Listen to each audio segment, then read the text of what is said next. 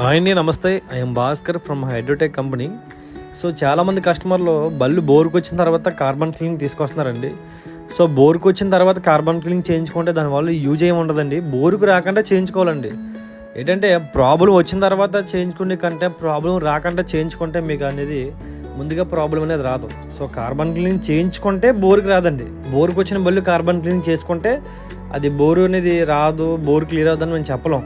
ఒకవేళ మీకు black smoke వచ్చిందనుకోండి తగ్గుతుంది తప్ప, మీకు వైట్ స్మోక్ వచ్చినా ఇంజిన్ ఆయిల్ తాగేసినా సరే అది కార్బన్ క్లీనింగ్ వల్ల అవ్వదు. అది పిస్టన్ మార్చుకోవాలి, రింగులు మార్చుకోవాలి, ప్లగ్లు మార్చుకోవాలి. అవన్నీ మార్చుకుంటే కానీ మీకు ఆ ప్రాబ్లం అనేది క్లియర్ అవ్వదు.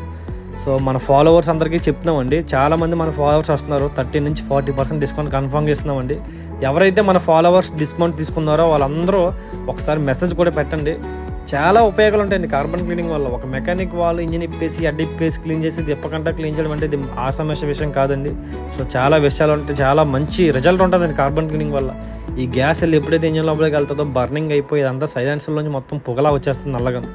సో మన అడ్ రోడ్లో ఎక్కడంటే మన తునెల్లి హైవే రూట్లోని సుమతి కాంప్లెక్స్ టీ టైం పక్కన మన కార్బన్ క్లీనింగ్ సెంటర్ ఉంటుంది. అలాగే తుని కూడా శ్రీరామ